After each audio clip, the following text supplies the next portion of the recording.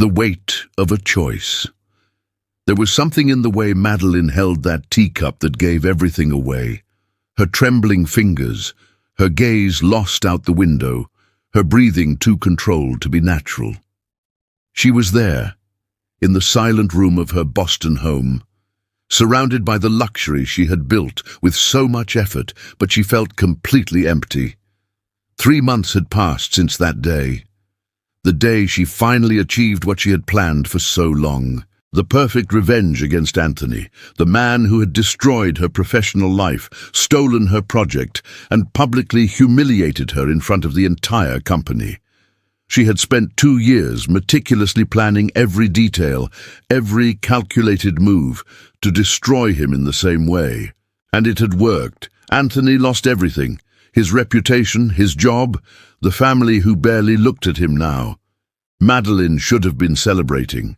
She should have felt that sweet satisfaction she had imagined so many times. But no. Instead, she felt a hole in her chest that grew bigger every day.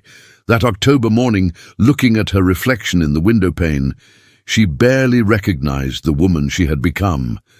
The eyes that once shone with ambition now held a deep sadness.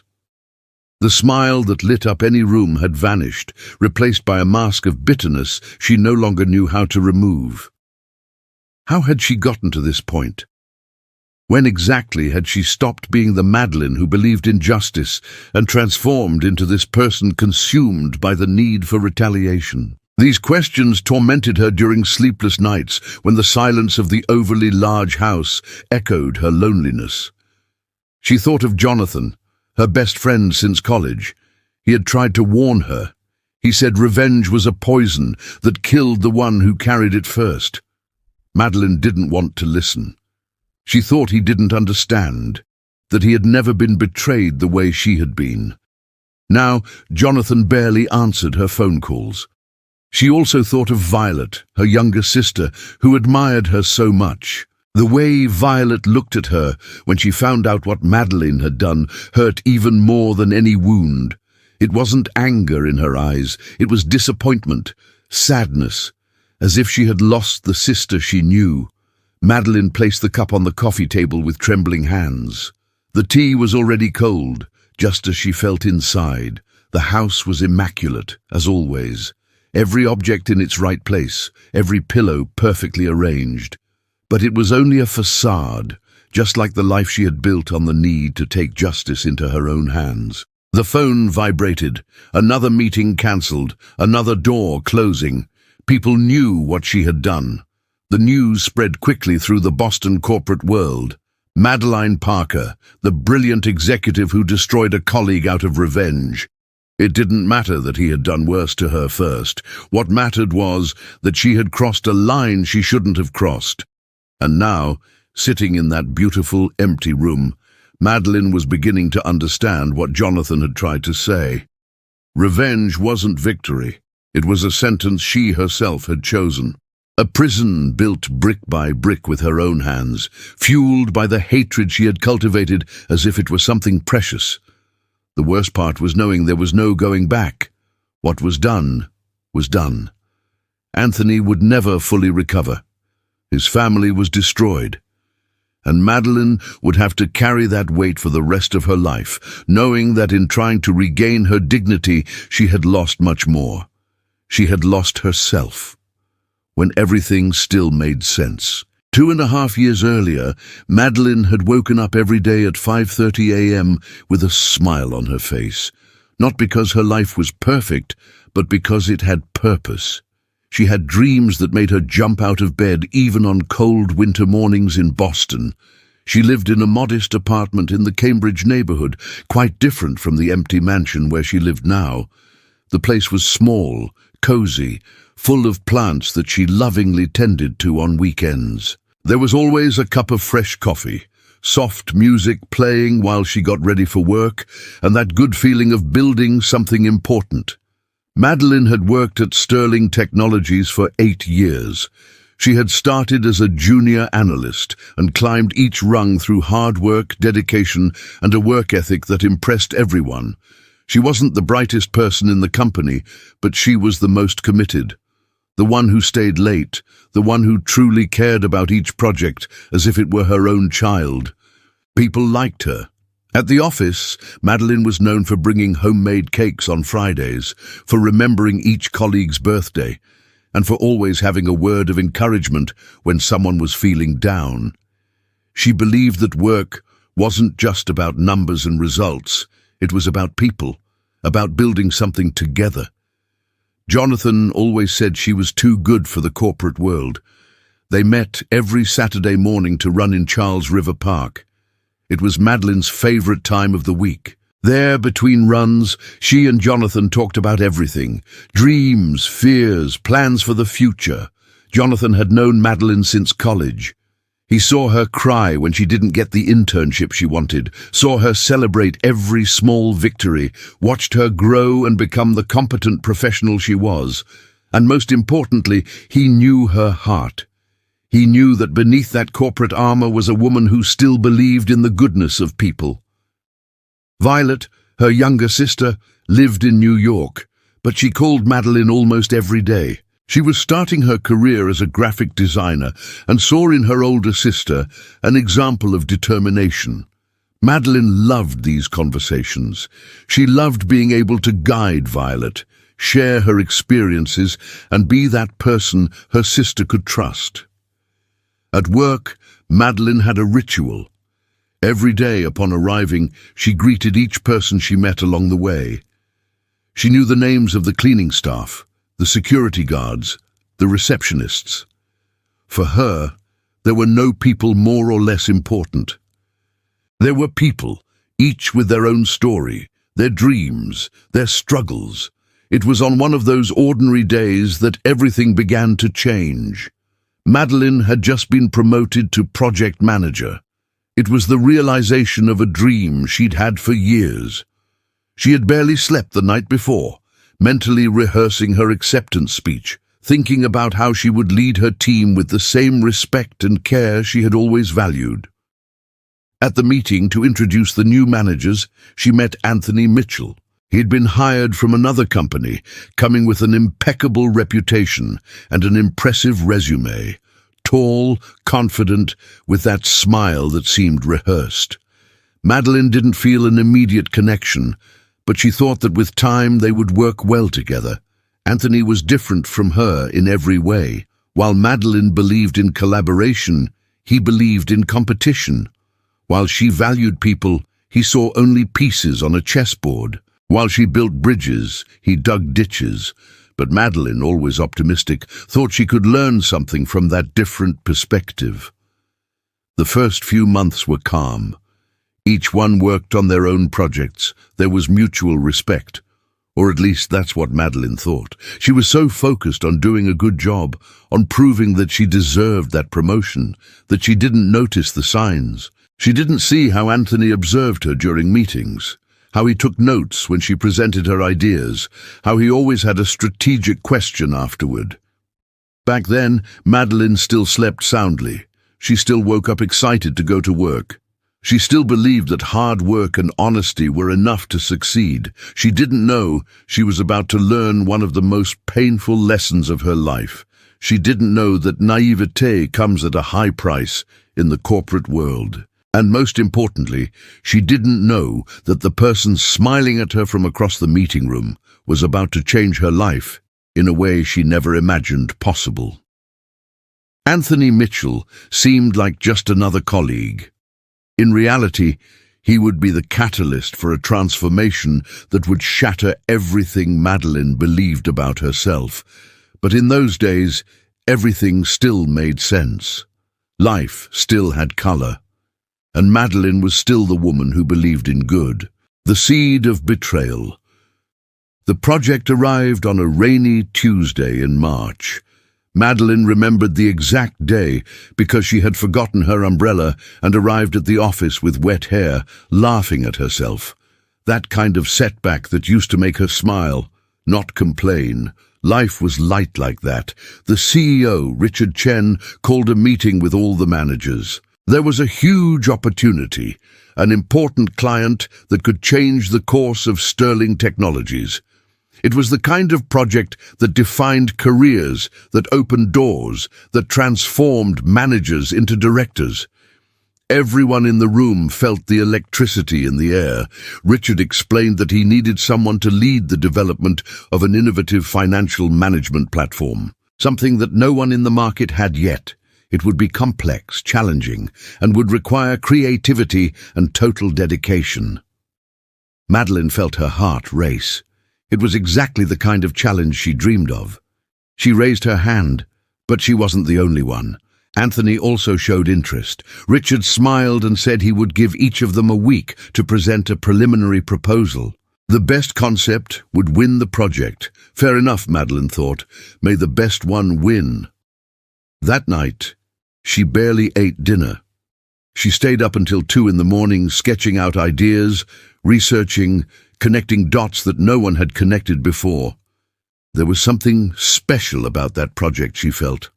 It was as if all her experiences of the last few years had been preparation for that moment. Jonathan noticed the change in her. The following Saturday, during the race, he commented that Madeline seemed obsessed. She laughed and said it was just enthusiasm.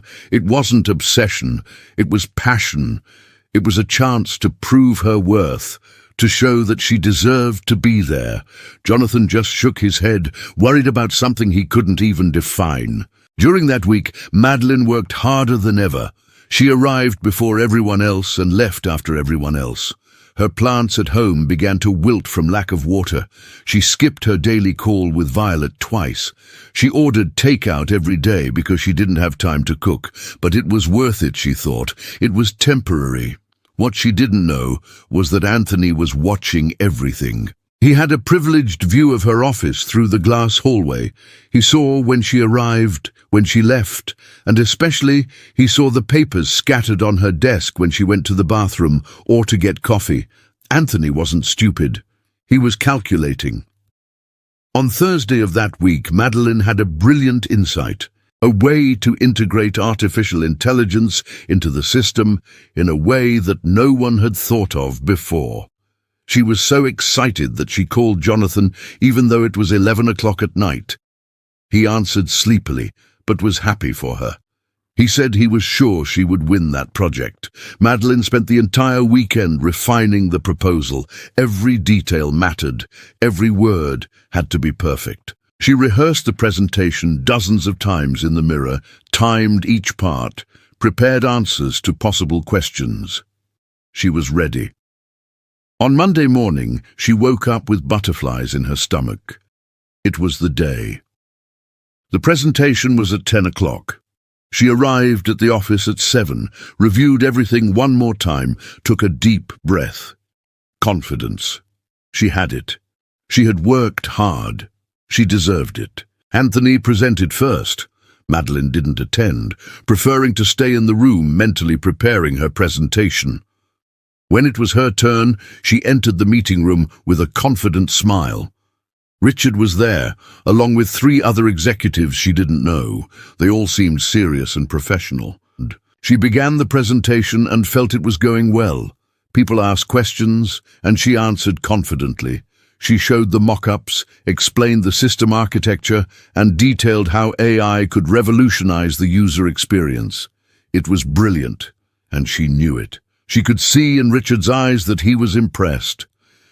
When she finished, she left the room with a sense of accomplishment. Jonathan texted her asking how it had gone. She replied with several celebratory emojis. Violet called at lunchtime and Madeline told her everything, excited and confident.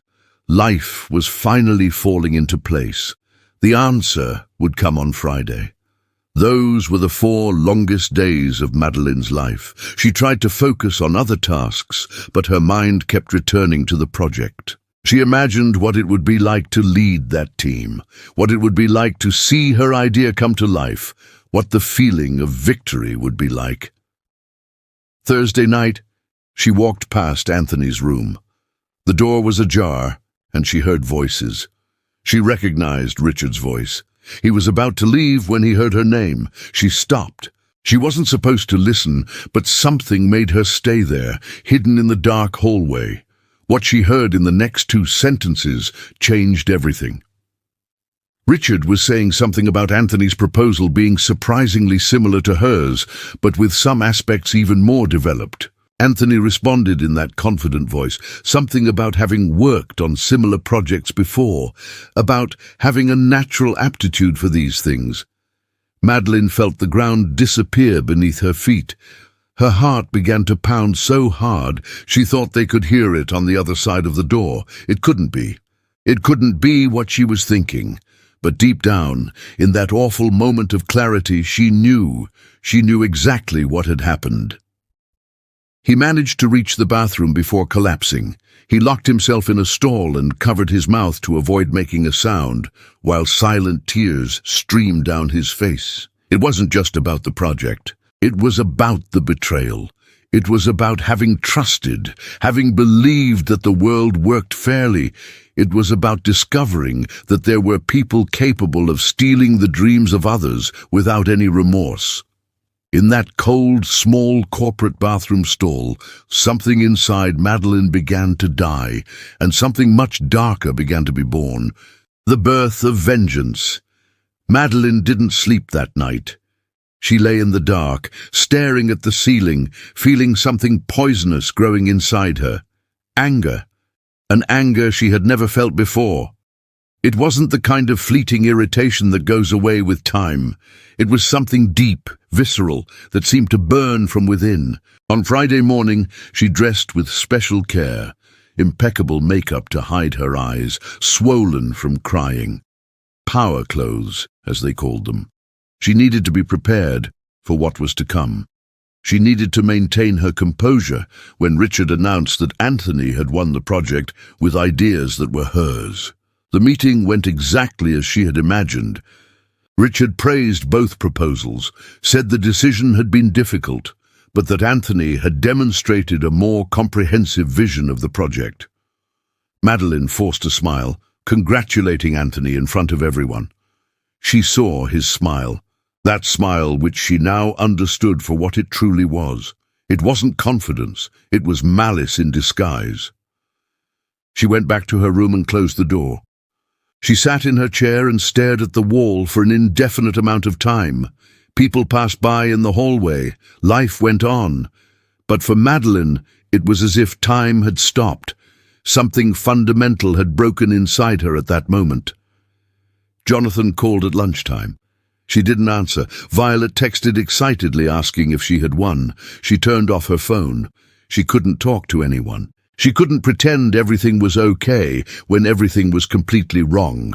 In the following days, Madeline observed Anthony from afar. She saw how he led the project meetings using his ideas, his words, his vision. She saw how everyone praised him for his creativity and innovation, and he accepted each compliment as if it were deserved, as if those ideas had sprung from his own mind. That's where the revenge began to take shape. It wasn't a conscious decision at first. It was more like a whisper in her head that grew louder and louder. He can't get away with it. He needs to pay for what he did. He needs to feel what you're feeling. Madeline began researching Anthony. She discovered that he had a history of changing companies every 2 years, always leaving conflicts behind. She found out that at his previous company, a colleague had filed a complaint about unethical conduct that was hushed up. She discovered that he was married, had 2 children, and projected an image of the perfect family man. She created a folder on her computer. She began documenting everything. Every move Anthony made, every meeting, every decision. She didn't yet know exactly what she was going to do with that information, but she knew she would need it. Revenge required planning. It required patience. And Madeline discovered she had far more patience than she imagined when driven by that dark purpose. Jonathan realized something was wrong. On their Saturday dates, Madeline was different, colder, more distant. When he asked, she said she was just tired, stressed from work. He tried to insist a few times, but she changed the subject. She couldn't tell him. Jonathan wouldn't understand.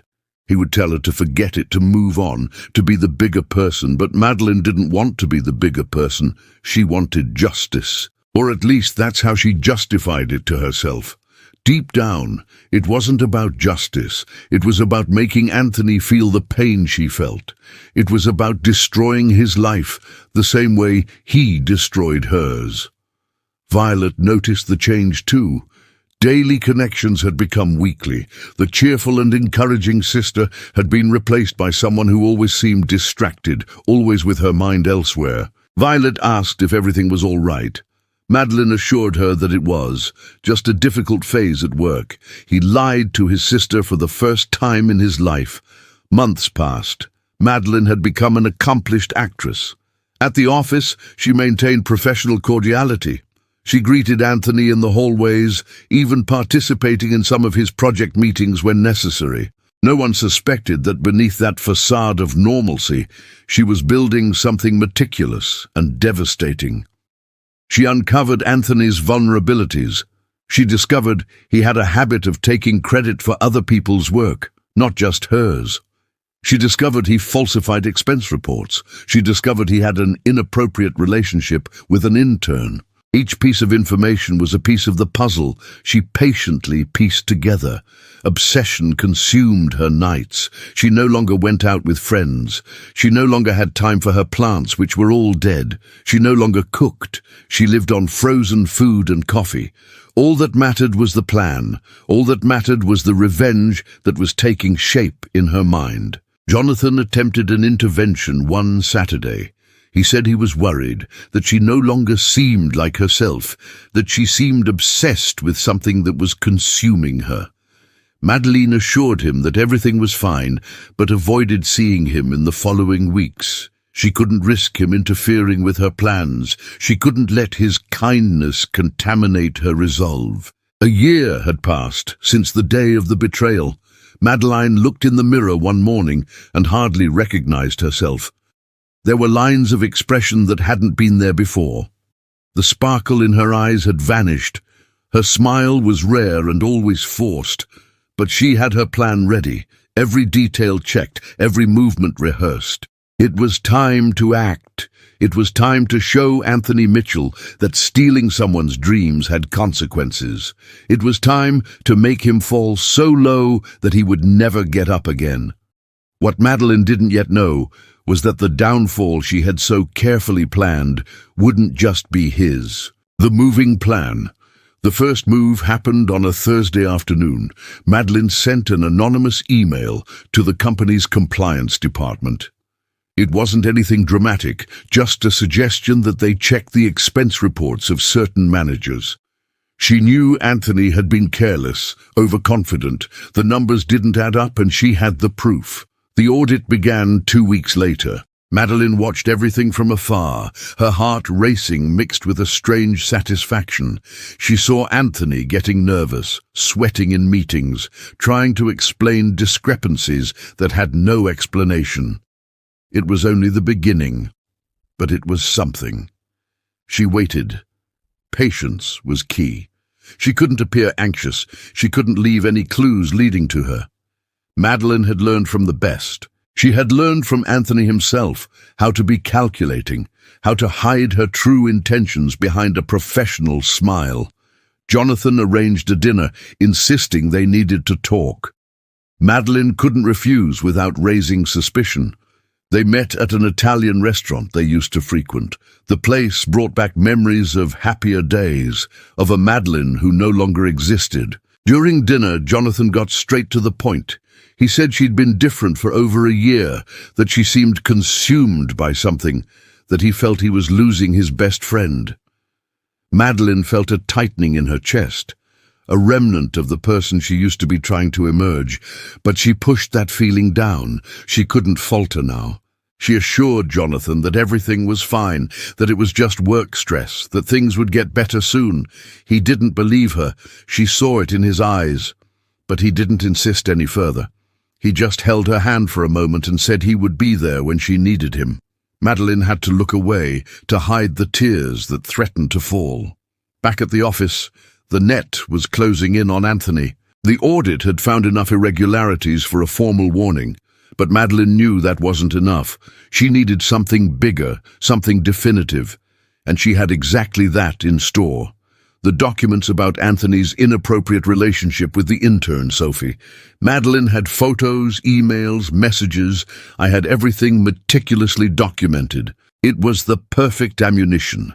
It would destroy not only his career, but also his marriage, his reputation, everything. But before using that letter, she needed to ensure that the project Anthony had stolen from her was exposed. She had copies of all her original drafts, dated and time-stamped. She had preliminary emails proving that those ideas were hers. It was time to bring it to light. Madeline scheduled a meeting with Richard Chen. She said it was urgent, about a matter of professional integrity. He seemed surprised but agreed to see her. It was a risky move, but necessary. She needed to plant the seed of doubt before tearing everything down. At the meeting, she was careful. She didn't accuse him directly. She simply showed him her documents, her dates, her drafts. She said she had doubts about some similarities she noticed after the project was approved.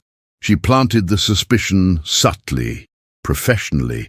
Richard was visibly uncomfortable, but promised to investigate. Violet called that night. She was thrilled because she had landed a major client in New York. Madeline forced enthusiasm into her voice, congratulated her sister, but her mind was elsewhere. She was at the office, imagining Anthony receiving the summons to explain the suspicious similarities between his proposal and Madeline's previous documents. The pieces were moving. The investigation into the expenses, the suspicion of plagiarism in the project, and she still had the final blow in store. The relationship with Sophie would be the last straw. It would be what ensured Anthony would never again work for any reputable company. Madeline slept soundly for the first time in months.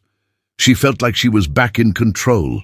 She felt like she was finally getting justice. She didn't realize that with each passing day, with each move of her plan, she was drifting further away from the person she used to be. She didn't realize she was digging two holes, not just one. The next morning, she arrived at the office and noticed strange activity, people whispering, furtive glances. Something was happening. Her heart raced. Had Richard acted faster than she expected? Was Anthony already being confronted? She grabbed her coffee and returned to her office, trying to appear casual. The phone rang. It was Richard's assistant. He wanted to see her immediately. Madeline took a deep breath. It was time. Everything she had worked for was about to come to fruition. What she didn't know was that this meeting would change everything in a way she could never have imagined. When everything falls apart, Madeline entered Richard's room, her palms sweating. He was sitting behind his desk with an expression she couldn't decipher. It wasn't anger, it wasn't disappointment, it was something worse. It was sadness. He asked her to sit down. The silence that followed seemed to last an eternity. Richard opened a folder on the table and began to speak slowly, choosing each word carefully. He said he had investigated everything she brought. He said the evidence was irrefutable. Anthony had indeed stolen her project. Madeline felt a wave of relief. It had worked. She had won. But the relief lasted only a few seconds. Richard continued. He said he also discovered other things during the investigation. He discovered the anonymous emails. He discovered that someone had been accessing Anthony's personal files without authorization. He discovered a trail of questionable actions that all led back to a single person, Madeline. The world stopped. She opened her mouth to defend herself, but the words wouldn't come out. How had he found out? She had been so careful, so meticulous. How? Richard explained that the IT department had security protocols she was unaware of. All file access was logged. Every anomaly was investigated. And when they started putting the pieces together, the pattern became clear. Madeline had crossed lines that shouldn't have been crossed. He said he understood her anger. He said Anthony would be punished for what he did. But he also said that Madeline had become what he hated most. She had used unethical methods to seek justice. She had invaded privacy, manipulated information, acted in bad faith. And that could not be ignored. Madeline felt the ground disappear beneath her feet. She tried to explain, tried to justify, but every word sounded empty, even to herself. Richard shook his head sadly. He said that both she and Anthony would have to leave the company. There wouldn't be a public scandal, but both were effectively fired immediately. She left that room in a state of shock. She walked down the hallway like a ghost. People stared, whispered. The news was already spreading. Madeline Parker and Anthony Mitchell fired for unethical conduct. Two sides of the same dirty coin. Anthony passed her in the hallway. Their eyes met for a second. There was no victory in either of their eyes, only defeat, only the realization that they had both lost everything. Madeline packed her things into a box. 8 years of work, dedication, and dreams reduced to a cardboard box. She left the building under curious and judgmental glances. He got into his car and drove without a specific destination. He just drove. She called Jonathan. He answered on the third ring. She started talking and couldn't stop. She told him everything.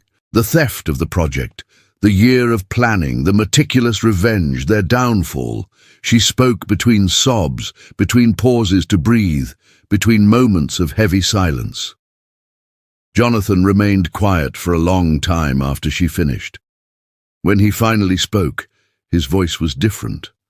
It wasn't the warm voice of a best friend. It was the voice of someone deeply disappointed. He said he had tried to warn her. He said revenge always exacts a higher price than we expect to pay. He said he needed time to process everything. The call ended. Madeline looked at the phone in her hand as if it were something strange. She had lost her job. And now she was losing her best friend too. Violet found out through social media. A colleague from the corporate sector commented about the layoffs at Sterling Technologies. She called immediately, confused and worried. Madeline couldn't answer. She couldn't face the disappointment she knew she would see in her sister's eyes. In the following weeks, Madeline tried to find another job, but the news had spread throughout Boston's corporate world. No one wanted to hire the woman who had used unethical methods against a colleague, no matter that he had done worse first. In people's perception, she had lowered herself to his level, and that was unforgivable. She used her savings to buy the large, empty house. She thought a new environment would help, but she was just running away. She was trying to fill the inner void with physical space. It didn't work. Anthony also fell. He lost his job. His wife filed for divorce when she found out about Sophie, and his children barely spoke to him. Madeline should have felt satisfied. She should have felt that justice had been served, but she felt none of that. She felt only an overwhelming weight. The awareness that she had destroyed not only Anthony, but herself. He had lost his integrity, his peace, his most important relationships. He had lost the person he used to be. And the worst part of all was knowing there was no going back. What was done was done. The burning truth. 3 months after the fall, Madeline received a letter. It wasn't an email. It was a physical letter delivered by mail with a yellowed envelope and handwriting she didn't immediately recognize. She opened it sitting in the empty room, her hands trembling for no reason. The letter was from Sophie, the intern. The one Madeline had used as ammunition against Anthony. The first few lines made Madeline's heart freeze. Sophie was writing that she had seen the news about the layoffs. She wrote that she carried a weight on her conscience and needed to tell the truth. The relationship with Anthony never happened. The photos Madeline had obtained were of innocent work conversations taken out of context. Emails that seemed inappropriate were misinterpreted. Anthony had never been anything more than professional with her. Madeline read that passage 3 times, 4, 5. It couldn't be true. She had seen the evidence. She had interpreted every photo, every message. But as she read and reread, a horrible truth began to take shape. She had seen what she wanted to see. She had interpreted everything through the lens of her anger, her need for revenge. Sophie continued. He said that when he learned that those suspicions had contributed to the destruction of Anthony's life, he tried to speak up, but no one wanted to listen. The scandal was already underway. The truth no longer mattered. And now she carried the guilt of remaining silent, while a man lost everything for something he never did. The letter ended with a simple but devastating question. How could Madeline sleep at night knowing what she had done? Madeline dropped the letter on the floor. She felt nausea rising in her throat. She ran to the bathroom and vomited. She lay there kneeling on the cold floor, while the truth crushed her from the inside. Anthony had stolen her project. That was true. But everything else? The fraudulent expenses were minor filing errors that any rigorous audit would find in anyone. The relationship with Sophie was a figment of Madeline's poisoned imagination. She had constructed a monster where there was only a flawed man. Worse still, she had destroyed his life based on half-truths and lies she herself created. The wife who filed for divorce, the children who distanced themselves, all because of accusations that weren't entirely true. Anthony deserved punishment for what he did, yes, but not that, not the total destruction she orchestrated. Madeline spent the following days in a fog of horror and regret. She picked up Sophie's letter dozens of times, rereading every word, every silent accusation. She tried calling Jonathan, but he didn't answer. She tried writing to Violet, but deleted each message before sending it. How could she explain? How could she say that she had become worse than the one who hurt her? One night, she found herself in front of the computer searching for news about Anthony. She discovered he had moved to another state. She discovered he barely saw his children. She discovered he was working temporary jobs, far below his qualifications, because no one else would hire him. And it was her fault. Not entirely. Anthony had dug part of that grave himself. But Madeline had thrown in more dirt than she should have. Much more. He had turned a just punishment into a brutal execution. She looked at herself in the mirror that night and saw with frightening clarity what she had become. She was not the woman who believed in justice. She was not the woman who tended to plants and called her sister every day. She was not the woman Jonathan admired. He was someone capable of destroying lives based on assumptions, someone capable of using innocent people like Sophie to fuel his revenge, someone who had lost the ability to distinguish justice from cruelty. The stolen project had been real. The pain had been real. But the revenge had gone far beyond what any sense of justice could justify, and now she had to live with it. She had to wake up every day knowing that she had become what she despised most. The most painful truth of all was this. In her obsessive pursuit of making Anthony pay, Madeline had punished herself far more. She had lost her job, yes, but she had also lost her peace, her integrity, her most important relationships.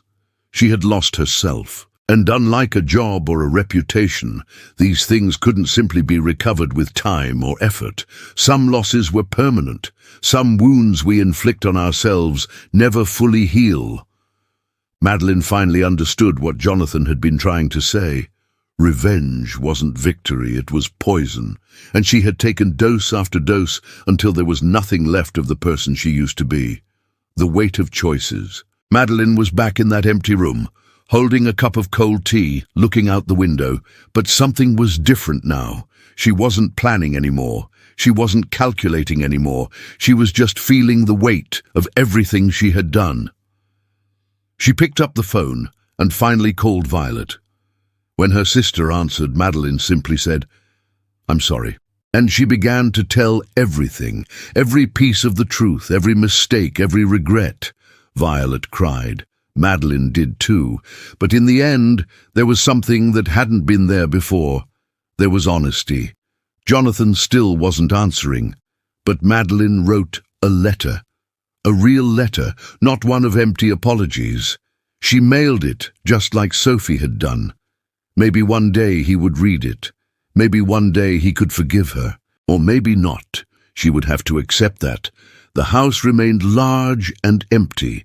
Madeline continued to carry the weight of what she had done. But she had learned something essential. Revenge doesn't return what was stolen. It only takes more. From everyone, especially from those who seek it. She didn't know if she would ever be who she was again. Probably not.